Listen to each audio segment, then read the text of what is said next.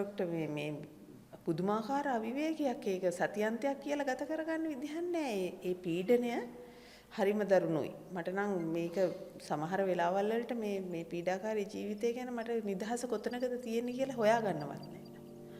මට ඒක ඇත්තටම මේ ඩොක්ටර්ත් එක්ක මේක කතා කරන්න වෙලාවක් එනකන් තමයි බල හිටියේ. ඇත්තටම මේ තියෙන අවිවේකීභාවය තමයි මම නම් හිතන්නේ තියෙන ගොඩක් ගැටලු වලට මුල වෙලා තියෙන්නේ. එහෙනම් අපි අද ඒ ගැන කතා කරමුද? ඒක ඇත්තටම සමාජයට ගොඩක් වටින පණිවිඩයක් වේවි. මටත් හිතෙනවා. එහෙනම් අපි අද ඒ ගැන කතා කරමු. ආයිබෝවන් වෛද්‍යතුමනි. ආයිබෝවන්. හොඳයි. දැන් අපි මේ හැමෝටම පොදු කාරණාවක්, ඒ වගේම විශේෂ වැදගත් කාරණාවක් කතා කරන්නයිනේ අද ලෑස්ති වෙන්නේ. ඇත්තටම ડોක්ටර් මේ පීඩාකාරී ජීවිතය ડોක්ටර් හිතන විදිහට අපේ මේ බාහිර රූපයට නැත්නම් අපේ බාහිර පෙනුමට ඍජු සම්බන්ධතාවයක් තියෙනවද?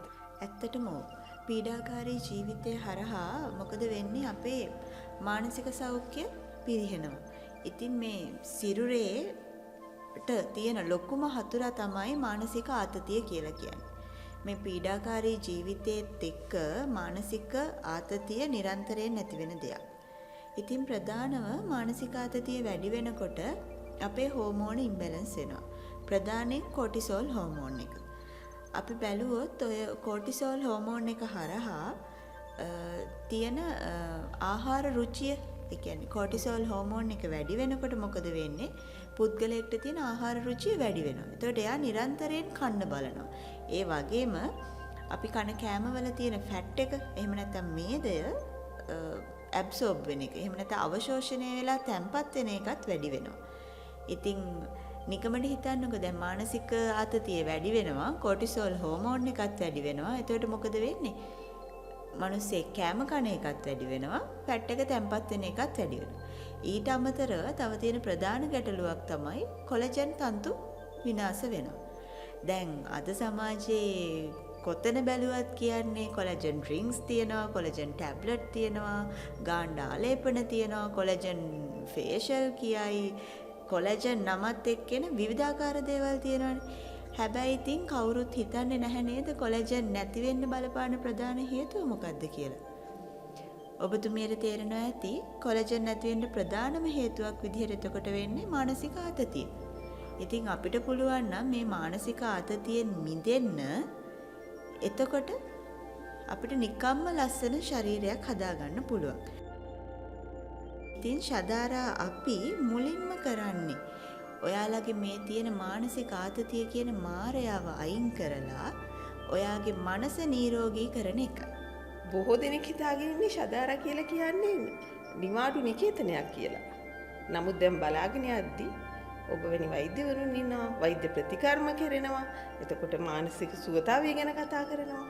එතකොට ඔබ මේ ස්ථානයේදී මේ සියලු සංකල්ප එකට එකතු වෙන්නේ කොහොමද?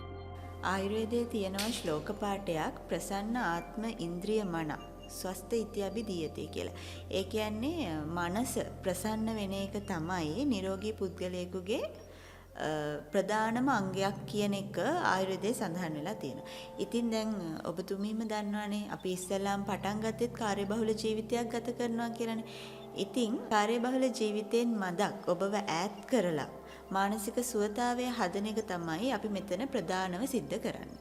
එතකොට ડોක්ටර් මට කියන්න මේ කාර්යබහුල ජීවිතයෙන් ඈත් කිරීමයි අපිට අවශ්‍ය කරන ඒ ලස්සන අපේ ශරීරයේ තියෙන ලස්සන අපි අපේක්ෂා කරන අපේ ශරීරයේ දේහයේ තියෙන හැඩයට අපි ළඟා වෙන්න කොහොමද මේ කියන කාර්යබහුල ජීවිතය බලපාන්නේ? මෙහෙම කියන්නම්කෝ කාර්යබහුල ජීවිතය කියන එක වර්තමාන සමාජයත් එක්ක ගන්න වෙන්නේ ඩිජිටල් ඩිටොක්සි. එහෙම නැත්නම් අපි කියන්නකෝ හැමෝම අතේ තියෙන ස්මාර්ට්ෆෝන් එකක්.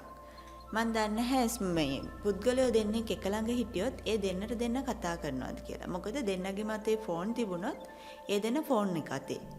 එහෙම නේද? මං හිතන්නේ මම කියන එක ඔබතුමී පිළිගනි.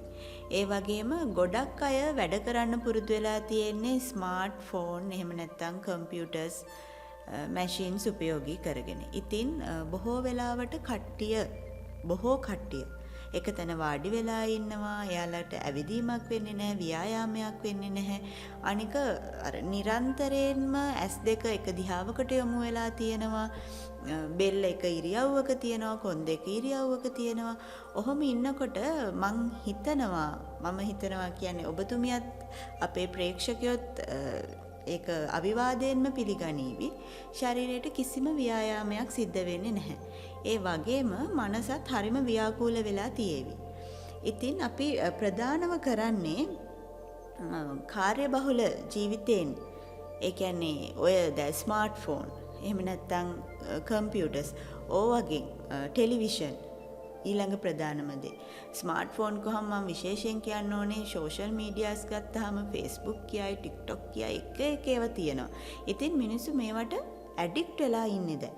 එතකොට අපි ප්‍රධානව කරන්නේ ටික කාලයකට මේ වගේ දේවල් වලින් ඔබව ඈත් කරලා හරිම නිදහසේ මානසික නිරෝගීතාවය ඇති කිරීමට උදව් කරන එක.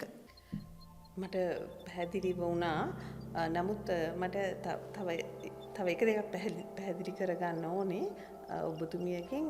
දැන් මීට පෙර සාකච්ඡාවලදී ඔබතුමිය පැහැදිලිවම කිව්වා නිල වෙදකම හරහා අපිට මේ අපේ මේ ශරීරයේ අපි බලාපොරොත්තු වෙන තත්ත්ව වලට ළඟා වෙන්න පැහැදිලි විසඳුම් තියෙනවා කියලා. එතකොට මේ නිල වෙදකමෙන් මේකට උත්තරයක් තියෙනවා නම් සහ ඔබතුමිය සඳහන් කරන්නේ වෛද්‍ය කර්ම වලින් මේ අපේ ප්‍රශ්න වලට උත්තරයක් තියෙනවා නම් ඇයි අපි ඒක ලබා ගන්න විශේෂ ස්ථානයකට එන්නේ? මම ඒක මෙහෙම කියන්නම්. දැන් ඔබතුමීම මට කියන්න අපිරිසිදු තැනකට පිරිසිදු දෙයක් එකතු කරා කියලා එතන ඒ අපිරිසිදුතාවය නැති වෙලා පිරිසිදු දේ ඉස්මතු වේවිද? නැහැ නේද? ඒ වගේ තමයි කාර්යබහුල ජීවිතයක් ගත කරන මානසික ආතතියෙන් පෙළෙන පුද්ගලයෙකුට අපි කොච්චර සාර්ථක වෛද්‍ය ප්‍රතිකාර සිද්ධ කරත් ඒකෙන් මං හිතන්නේ නැහැ හොඳ ප්‍රතිඵලයක් ගන්න පුළුවන් වෙයි කියලා. ඉතින් ඒකයි මම මුලින්ම කිව්වේ අපි ප්‍රධානම කරන්නේ මානසික ආතතිය කියන එක අයින් කරලා ඉවර වෙලා මානසික සුවතාවය ඇති කරලා ඒ මානසිකව සුවපත් වුණු පුද්ගලයාට අර පෙර අපි සඳහන් කරපු නිල චිකිත්සාව, ඊට පස්සේ අපි කතා කරා ආහාර, ජීවන රටාව, ඒ වගේම තව අපි කතා කරා බාහිර ආලේපන, ඒ සියලු දේ කරන්නේ මානසිකව නිරෝගී වුණු පුද්ගලයෙකුට. ඒක තමයි මෙතන තියෙන විශේෂත්වය.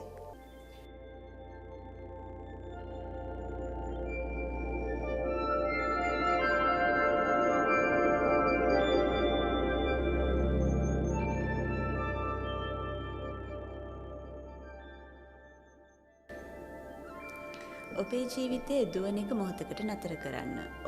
ඔබ වෙනුවෙන් කාලය වෙන් කරන්න. ශදාරා වෙතට ඇවිත් ඔබගේ මනස හා සිරුර අලුත් කරගන්න.